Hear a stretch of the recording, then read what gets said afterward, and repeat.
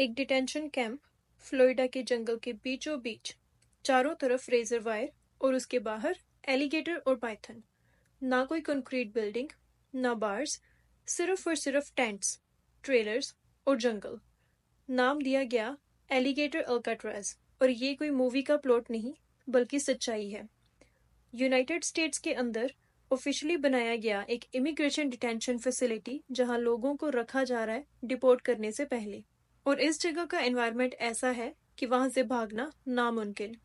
ना सिर्फ सिक्योरिटी बल्कि नेचर भी तुम्हारे खिलाफ होती है। मस्कीटोज, डेडली हीट और लिटरल एलिगेटर्स। इस वीडियो में हम देखेंगे ये कैंप बना कैसे, किसने बनवाया, लोग इसके अगेंस्ट प्रोटेस्ट क्यों कर रहे हैं, और सबसे इम्पोर्टेंट, क्या ये ह्यूमन राइट्स के खिलाफ है। ये है एलिगेटर अल्काट्राज, अमेरिका का सबसे shocking detention camp. Alligator Alcatraz Florida के एवरग्लेड्स में dead Collier training and transition airport के अंदर है, एक रिमोट स्वैम्पी जंगल एरिया।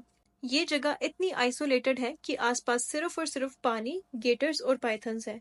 यहाँ से भागना प्रैक्टिकली नामुमकिन है क्योंकि नेचुरल बैरियर्स अपने आप में सिक्योरिटी का काम करते हैं। एवरग्लेड्स एक बड़ा और यूनिक इकोसिस्टम है जिसमें जंगल, दलदल और पानी के रास्ते इतने कॉम्प्लेक्स हैं कि वाइल्ड लाइफ के अलावा इंसान के लिए समझना मुश्किल है। वहां का टेम्परेचर जुलाई में आमतौर पर 90 से 100 डिग्री फ़ारेनहाइट के बीच रहता है, मतलब बहुत ज्यादा गर्मी और ह्यूमिडिटी।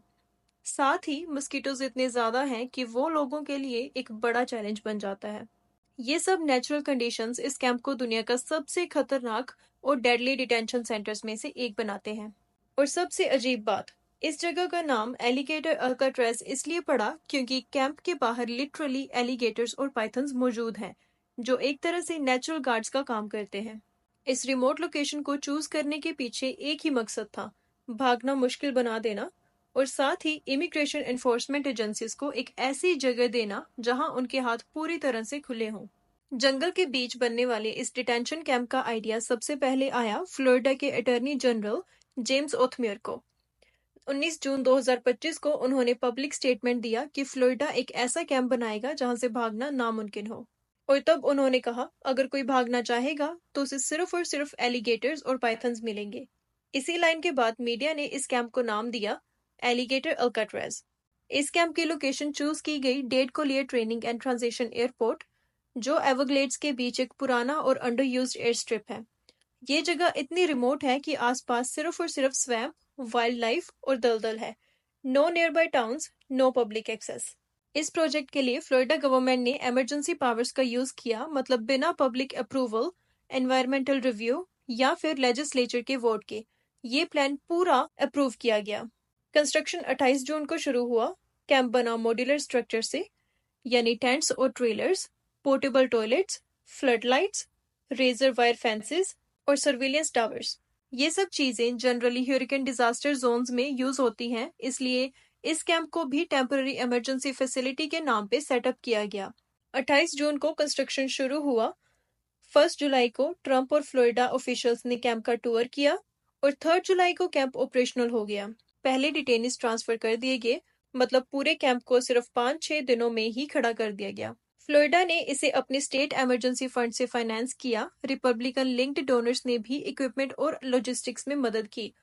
कुछ हिस्सा इसका federal emergency management agency style reimbursement के अंडर भी क्लेम हो सकता है, क्योंकि लीगली ये एक डिजास्टर रिलीफ साइट के जैसे रजिस्टर हुआ है। ये डिटेंशन कैंप सिर्फ फ्लोरिडा का प्रोजेक्ट नहीं था, इसके पीछे डोनाल्ड ट्रंप का भी डायरेक्ट इन्वॉल्वमेंट था। जुलाई 1, 2025 को ट्रंप ने खुद एलिगेटर अल्काट्राज विजिट किया। उसके साथ थे फ्लोरिडा के गवर्नर रोन डिसांटिस, अटॉर्नी जनरल जेम्स ओथमियर और कुछ टॉप इमिग्रेशन ऑफिशियल्स। मीडिया के सामने ट्रंप ने कैंप का इंस्पेक्शन किया और वहां एक लाइन बोली जो बाद में वायरल हो गई, there are a lot of cops in the form of alligators. यानी ट्रंप ने ओपनली पब्लिक में इस बात को हाईलाइट किया कि वाइल्ड लाइफ जैसे एलिगेटर्स और पाइथन्स इस कैंप के नेचुरल सिक्योरिटी गार्ड्स हैं। उन्होंने इस फैसिलिटी को स्मार्ट सोल्यूशन कहा और ये भी बोला कि अगर वो 2028 का इलेक्शन जीतते हैं तो ऐसे ही और डिटेंशन कैंप्स अमेरिका के और स्टेट्स में भी बनाए जाएंगे। ट्रंप के लिए ये कैंप एक पॉलिटिकल सिंबल है। Strict border control, fast deportations and zero tolerance immigration policy का। वो इस कैंप का यूज अपने 2028 प्रेसिडेंशियल कैंपेन के लिए भी कर रहे हैं। रैलीज में इस जगह का जिक्र हो रहा है और कंजर्वेटिव न्यूज चैनल्स इसे बोल्ड लीडरशिप कह रहे हैं। लेकिन जहां एक तरफ ट्रंप इसको सक्सेस कह रहे हैं, दूसरी तरफ वहां इस विजिट के बाद ओपोजिशन और ह्यूमन राइट्स ग्रुप्स ने इस कैंप को इनह्यूमन, क्रूल और डीह्यूमनाइजिंग कहना शुरू कर दिया। 3 जुलाई 2025 को एलिगेटर अल्काट्राज ऑफिशियली ऑपरेशनल हो गया। उसी दिन पहले डिटेनीज को कैंप में शिफ्ट किया गया। ये लोग मोस्टली अनडॉक्यूमेंटेड इमिग्रेंट्स हैं, जिन्हें डिपोर्टेशन से पहले कुछ हफ्तों के लिए यहाँ रखा जाएगा। इस कैंप में परमानेंट बिल्डिंग्स नहीं है, सब कुछ टेम्पररी स्ट्रक्चर से बना है, जैसे लार्ज टेंट्स जहाँ लोगों को रखा जा रहा है, मोबाइल ट्रेलर्स फॉर एडमिनिस्ट्रेशन और processing, portable toilets and outdoor washing stations, और हर तरफ फ्लड लाइट्स और razor wire fences. Security high level पर है, लेकिन इंफ्रास्ट्रक्चर बेसिक से भी नीचे। रिपोर्टर्स के मुताबिक गर्मी अनबेरेबल है, टेंट्स के अंदर वेंटिलेशन लिमिटेड है, मस्किटोज की भरमार है। एवरग्लेड्स में जुलाई का महीना मतलब एक्सट्रीम ह्यूमिडिटी और इंसेक्ट। कई डिटेनीज ने कहा कि कूलिंग फैंस भी सफिशिएंट नहीं है, पानी और सैनिटाइजेशन लिमिटेड है, स्पेशली जब बारिश होती है ये एरिया फ्लड होने लगता है। एनबीसी मियामी के एक रिपोर्ट के हिसाब से एक डिटेनी ने बोला, it feels like we are not in America but somewhere thrown into the wild. फिलहाल ऑफिशियल रिकॉर्ड्स में किसी भी अब्यूज या फिर वायलेंस की कंफर्मेशन नहीं है, लेकिन एक्टिविस्ट और लॉयर्स का कहना है कि एनवायरनमेंट ही इतना हार्श है कि वो खुद ही एक साइकोलॉजिकल टॉर्चर जैसा लगता है। मेडिकल स्टाफ और मेंटल हेल्थ सपोर्ट की भी कमी बताई गई। फ्लोरिडा के ऑफिशियल्स ने इस कैंप को ह्यूरिकेन इमरजेंसी शेल्टर जैसा बोला, लेकिन एक्सपर्ट्स कह रहे हैं कि ये इमिग्रेशन पर्पस के लिए डिजाइन ही नहीं हुआ था। मतलब ये सेटअप किसी शॉर्ट टर्म वेदर क्राइसिस के लिए ठीक है, लेकिन जब आप दिनों तक लोगों को वहां रखते हो तो वो ह्यूमन राइट्स वायलेशन बनने लगता है। जब से एलिगेटर अल्काट्राज ऑपरेशनल हुआ है, प्रोटेस्ट और ओपोजिशन कंटिन्यूसली बढ़ते जा रहे हैं, not just in Florida but across the US. ये ओपोजिशन 3 मेजर लेवल्स पर हो रहे हैं: human rights groups, native American tribes and legal and civil rights organizations. Organizations जैसे एमनेस्टी इंटरनेशनल यूएसए, ACLU और ह्यूमन राइट्स वॉच ने इस camp को डायरेक्टली टारगेट किया है। उनका कहना है कि ये फैसिलिटी एक ओपन एयर जेल है जहां लोगों को इंटेंशनली एक्सट्रीम कंडीशंस में रखा जा रहा है। This is an environmental punishment, not immigration processing. कुछ क्रिटिक्स ने इस कैंप को ओशविज इन द स्वैम्प तक कह दिया, जो क्लियरली बताता है कि पब्लिक सेंटीमेंट कितना डिवाइडेड और इंटेंस है। ये कैंप बनाया गया है मिकोसुकी और सेमिनोल ट्राइब्स के एंसेस्ट्रल लैंड के बीच। ये ट्राइब्स फ्लोरिडा एवरग्लेड्स को सीक्रेट टेरिटरी मानते हैं और वहां डिटेंशन सेंटर बनाना उनके कल्चर के राइट्स के खिलाफ माना जा रहा है।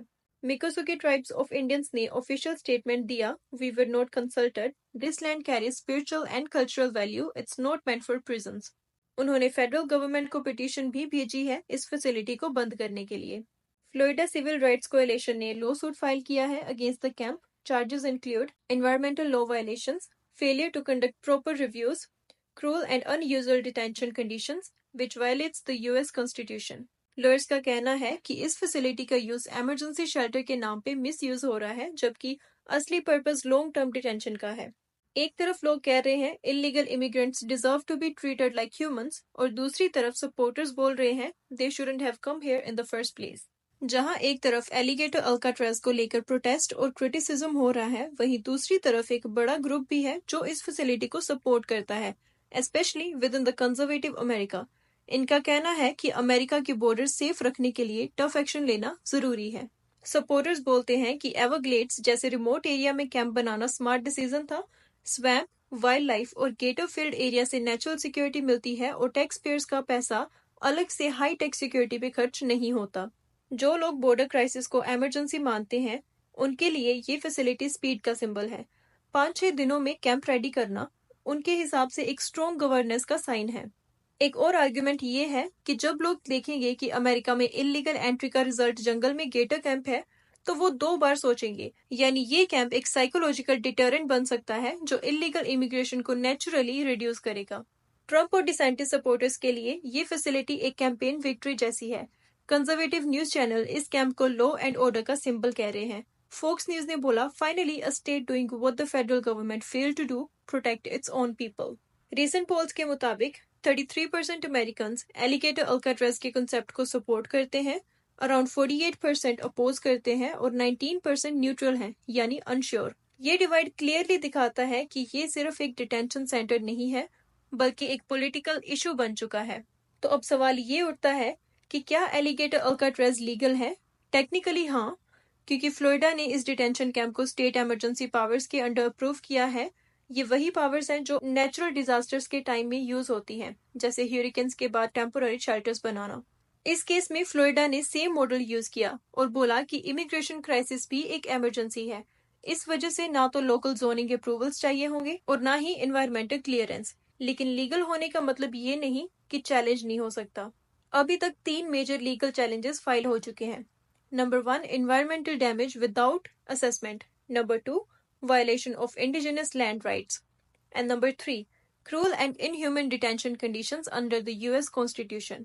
Florida civil rights coalition, indigenous tribes और कुछ लीगल एडवोकेसी ग्रुप्स ने इन लॉ सूट्स को लीड कर रहे हैं। अगर कोर्ट ने इन्हें वैलिड माना तो ये फैसिलिटी टेम्परेरली या फिर परमानेंटली बंद भी हो सकती है। अभी तक बाइडेन एडमिनिस्ट्रेशन ने इस कैंप पे कोई भी डायरेक्ट एक्शन नहीं लिया।